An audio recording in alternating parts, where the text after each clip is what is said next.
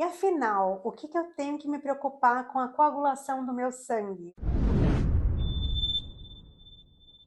Sou a doutora Fernanda, sou hematologista. Se você ainda não me segue nas redes sociais, só você me seguir aqui e vamos ao vídeo. A sua coagulação é o que? O sistema que faz com que o sangue forme coágulos e dissolva coágulos quando isso tem que acontecer. Quando que a gente tem que formar coágulos? Toda vez que tem um corte, né? Por exemplo, você foi lá mexer na cozinha, cortou o dedo, tem que formar um coágulo para esse sangue não ficar saindo sem parar. Ou quando você tem uma casquinha no nariz e ela saiu, né? Soltou e aí começa a sangrar. E aí, se por algum acaso não tiver uma coagulação funcionando, vai ficar sangrando, sangrando, sangrando. E ela também tem que ser responsável por não formar coágulos quando não tem que formar. Então, se, por exemplo, você tá normal, não tem nada, de repente forma um coágulo dentro do seu vaso, seu sistema de coagulação tem que ser capaz de dissolver, destruir aquele coágulo. Então, toda vez que quando a gente fala em avaliar a nossa coagulação, a gente tem que avaliar os fatores que fazem o coágulo e os fatores que dissolvem os coágulos. Quando a gente avalia as duas coisas, a gente consegue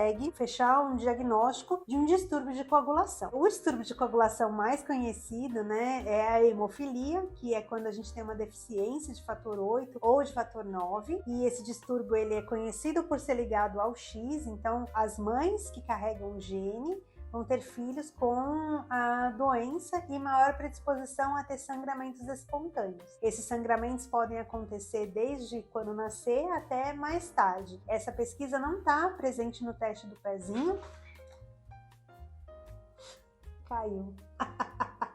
Então ela não está presente no teste do pezinho, mas é uma coisa que vem da história. Normalmente os irmãos da mãe podem ter a hemofilia. O que a gente precisa saber então? Primeiro que a doença existe e que se houver um sangramento anormal, deve ser investigada principalmente nos meninos. Tá, e nas meninas, o que é mais comum? A doença de von Willebrand, que é um defeito aí no fator de von Willebrand e no fator 8, pode ter associação, e também aumenta o risco de sangramento. Geralmente as meninas a gente vai notar quando elas começam a ficar menstruadas que sangram mais do que deveria. Então toda vez que você tiver algum sangramento muito aumentado, tem que lembrar também da doença de von Willebrand. Fora isso, a gente tem alguns defeitos da plaqueta que eles infelizmente podem ser confundidos com defeitos de fator. Então a plaqueta que não está funcionando e aí a gente nessa investigação descobre aí que tem um defeito de plaqueta, como uma trombastemia de Glanzmann, alguma doença dessas mais raras. Bom, e do outro lado, né, coisas que fazem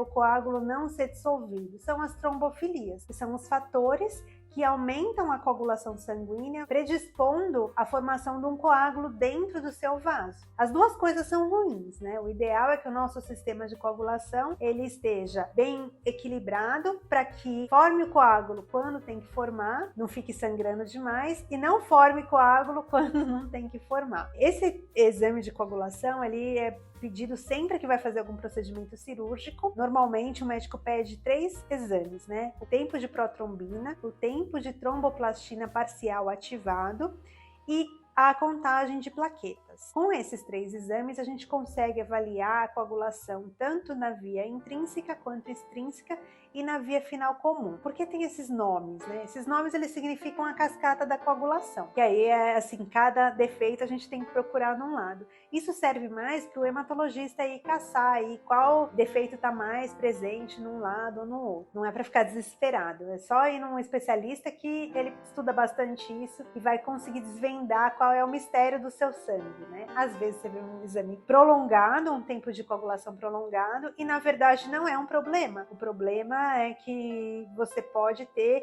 um maior risco de ter trombose. A gente vê isso que tem um TTPA prolongado num anticoagulante lúpico positivo, por exemplo. E às vezes a gente tem um tempo de coagulação normal e tem lá um defeito. Aí a gente vai investigar quando?